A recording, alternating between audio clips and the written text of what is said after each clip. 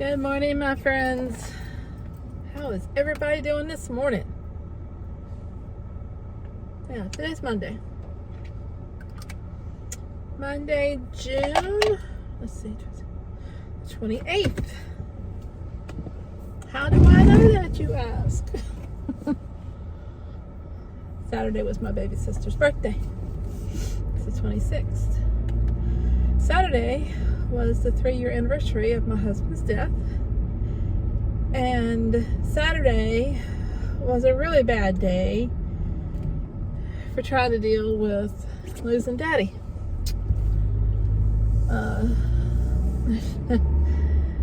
It's grief. Grief.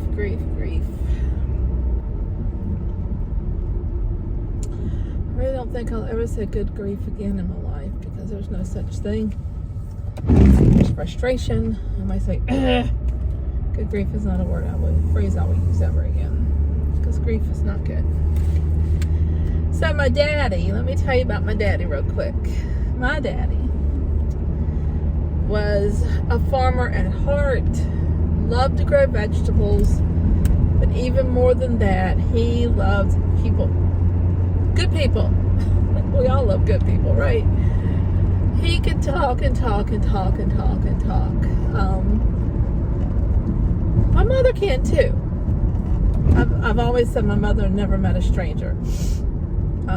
She talked to anybody in the grocery store. So, but Daddy loved talking to people. He had a produce stand that he set up in the little town where I grew up. And he sold produce. He had a garden, but did not grow everything that he sold in the garden. He supplemented a lot of what he grew. Because, the man was, how old was Daddy? He was 77 when he died. Yeah, a month later, he would have been 78. He could only do so much. But I'm telling you, and I knew during the pandemic that he was key. My dad, what he did was key to the community because a lot of the elderly people, a lot of people with compromised immune systems in a little rural town outside of Roanoke, the city of Roanoke, who did not want to go out into the community because down there it's just a different world. But the people who were compromised knew. When you're compromised, you know your limits. And they depended upon my dad. They really depended upon my dad to provide them with fresh produce. The community depends upon him anyway, and I found that out on Sunday. Saturday. They really depended upon him anyways. But Saturday, I got a notification on my personal Facebook feed that I had a new thread in the community feed down there that I belong to. And so I tapped onto it just to see what was going on. It's summer. And there was a thread. The thread was about my dad. Where is the little old man that sat up down there at the market and sold produce? Haven't seen him at all. Anybody know? My heart sank. My tears just started falling down my face. And the whole thread was just how much people appreciated my dad. How much what he did meant to them in the community. I heard stories. It was good. It was just, it's only been 12 weeks. And, my dad was very much loved by the community. And what he did mattered. And that meant a lot to read that. But it also brought up all this stuff, all over again. And I say we, as in my youngest sister, my middle sister, and my brother, we all are still dealing with it. We are all still dealing with the grief.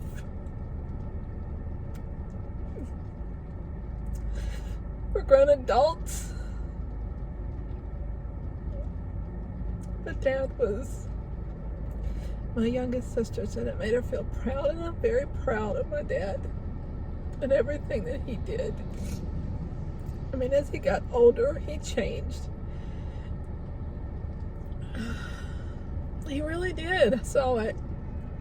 My eyes were open enough to see it. Because I wasn't down there all the time.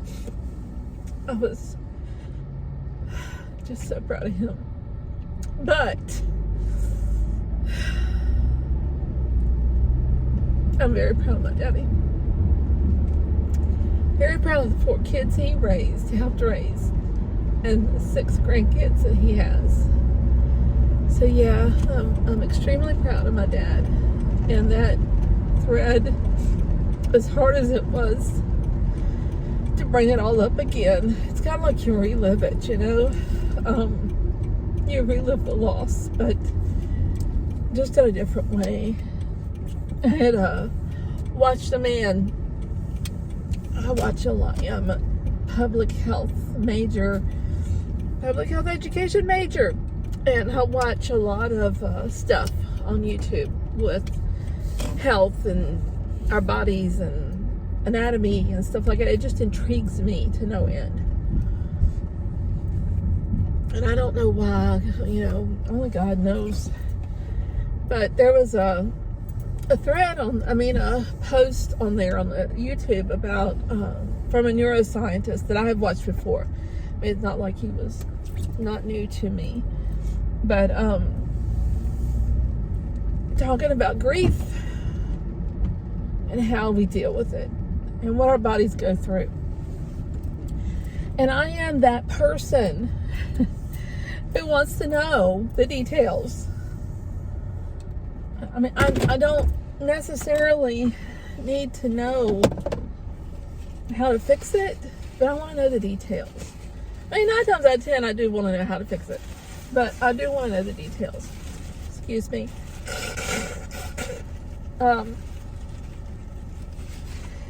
So this doctor talks about grief and what really goes on in our brains when we're dealing with it, and the chemical processes and the neurotransmitters and the hormones that are involved in it. And, what really intrigued me was he was talking about why some people can move on quicker than others. Why some people, you know, you have a couple that lose a child. I've seen this.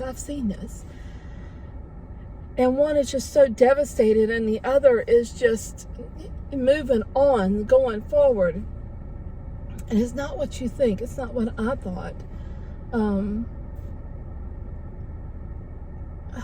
I think he said it was the dopamine in our brains. Some people release more. I think it was dopamine. You'll have to do the research on it, because I'm not going back and watching it again. I'm just not. And those are the people that hold on tighter. They can't seem, like, I'm one of those people. I am one of those people. My baby sister's one of those people. We're our Aunt Jean. We are just our Aunt Jean. Cry at the drop of the hat. And it is a chemical that's released, and it's just released. There's more of it released in our bodies, and therefore we're more emotional with stuff like this. So one parent can get past that and start that grieving process and get through it faster than the other parent can. And it's neither way, it's nothing that can be done about it. It's just something you're going to have to go through. You're just going to have to go through it. I don't even know where I was going with this. Welcome to the 50s. Daddy, you know, Dad looked at me at one point when he was sitting in a hospice bed. And he says, Tanya, the golden age sucks. Just sucks. I looked at him and laughed. I said, I know, Dad, I'm already there. The golden years is what he said. Just suck, Tanya. They just suck. Yeah, Daddy, they sure do. But my dad was a good man. A good man. And I miss him. So, I'm going to sign off right now because I'm about ready to lose my you-know-what again. I lose it a lot. I know what I'll tell you. Let's get my brain back to where it needs to be. The doctor said, the neuroscientist said, the neurosurgeon said, he's a professor too. He's a pretty intriguing man. Each memory is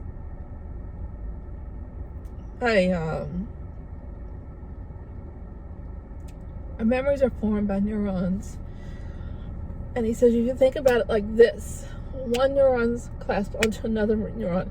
That is the memory right there. Right there is your memory. Daddy, me. Dad in the garden, me in the garden. That memory is there. Dad picking those cucumbers, fussing at me because I'm bruising them or something. Who knows? That memory is there. The grieving process is your brain has to break those memories. He explained it the best way, in this way that I know to explain it to you.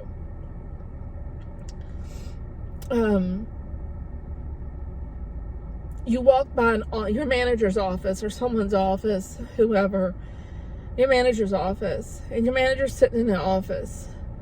You see it day after day after day after day after day after day. It forms that memory. It's there. You walk by that office and your manager's not sitting there, but someone else is sitting there. And you're like, whoa. You break that memory. That memory is broken at that point. It's just something you're not expecting. You drive by the same place all the time. I'm sitting here in front of Chick-fil-A because I wanted some bottled water. And it's there. I know it's there. It's there. It's there. It's there. And I have to stop to get bottled water to know it's there. I come by tomorrow morning and it's not there because of a fire or something. And it's that jolt. It's like, whoa. And it's an emotional jolt when it's someone like your dad or your parent or your child, your brother, your sister, someone you love. So now that I've probably confused the heck out of you, I need to get off of here and get my bottled water and go on to work. And I'll put another video up of that. So, or I might just tag onto this one. We'll see. Just hang tight. If it ends, then you know to go find another one. If it doesn't end, then you know I've continued it. So right now, I just need to go get the bottled water. Take some deep breaths. And give myself a break. It's only been 12 weeks.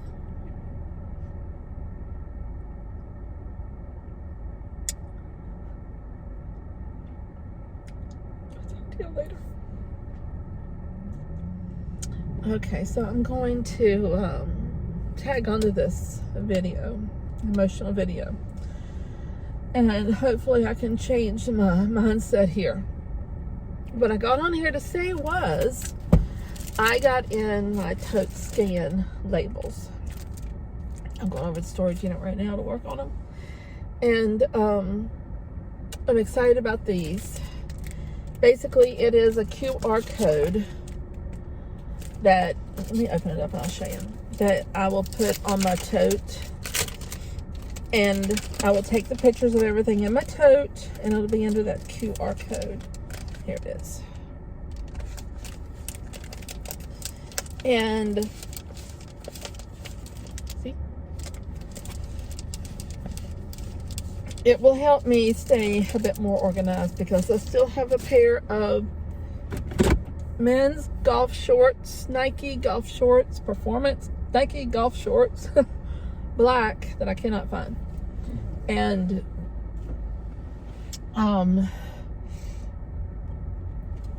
it's a Poshmark order that has to go out today. Has to. It's my first bundle and I can't find half of the bundle. Very frustrating. So I'm going to go work on this, look for the shorts in the process, and pull orders. Took quite a few eBay orders. I had a full price eBay order come in just before I left the house for a Columbia jacket, fleece, fuzzy, zip, full zip. It's a 3XL, which is probably what sold it.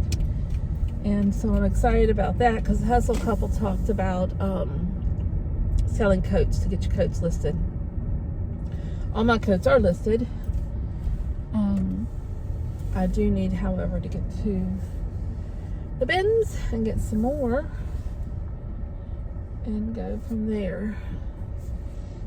So I'm gonna go up here and order my water. Give me just a second. I think I got somebody out here taking orders. Good afternoon. How do you get started today? I just need a bottle of water is all I need today. Right. Okay. Only $2.28. There you go. The hardest part. Putting in the chip. Alright, you are good to go. Thank you. My pleasure. Have a good day. You too. So, bottled water. I remember when bottled water first became a thing. I thought nobody in their right mind's gonna buy water when you can get it out of the faucet. Who wants to buy water? Country girl who had no clue. So yeah, the QR codes are attached to or set up within an app. Now my concern is in my storage unit, and I didn't think about this till I was just starting over here. I don't get very good service back there. I'm not in the middle, I'm one row back, but my service cell signal stinks. But you pull it, I should be able to scan the tote, see a picture of what's in there, and keep going till I find what I'm looking for if I lose what I need. Like with these golf shorts. My concern is, like right now, my SKU says it's in tote Q1, which is the label I have on the front, but it's not in there. And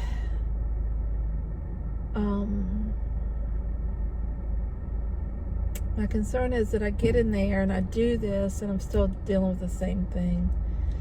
But I'm hoping it'll be easier, because right now I take a picture of the Q1 tote. I take all the pictures of the clothing I'm putting in that Q1 tote. And I take a picture of the Q1 tote again, and they're bookends for everything that's in between that I've taken pictures of, clothing-wise. And that should work. You know, in theory, that should be what I need to do. But it just doesn't seem to work out. I'm always looking for something. I think last week I looked for 4 things that weren't where they're supposed to be. So it's very frustrating. And the hilarious thing is, the most hilarious thing is people will walk by my unit and see what I've got going on in there. Hi. Yep. Thank you. And they'll stop, like dead in their tracks, and be like, "Oh my God, you're so organized." I just have to laugh. I'm like, you have no idea. Looks are deceiving. So yeah, hopefully this works and I can get a handle on this going into the 4th quarter, because you know something? Let me tell you what I know. I had my tarot cards read yesterday, and I am in for a financial boom here in the next 3 months. And it's literally pointing towards entrepreneurial things. And they're saying things, they've got things on there that says, were interpreted like, you know, don't give up just yet. This is about the time where you're getting frustrated and you want to give up.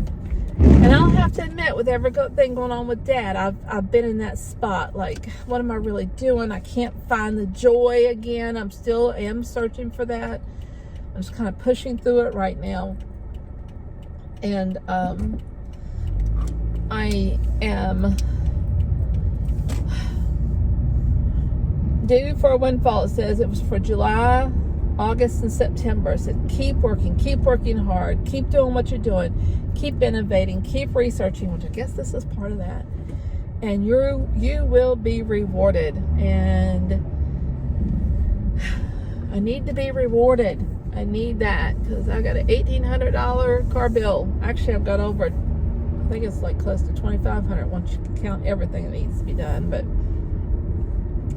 we all know what's going on with cars right now. They said the average used price for a car in the United States right now, the average sale for a used car in the United States right now is $30,000. Holy smokes, how did we get here? China. So, I gotta do what I gotta do. I mean, $2,500, heck of a lot cheaper than $30,000, that's for sure. That's for a freaking used car.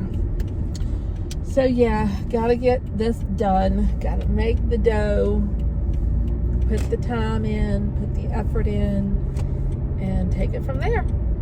So that's just what's going on with me today.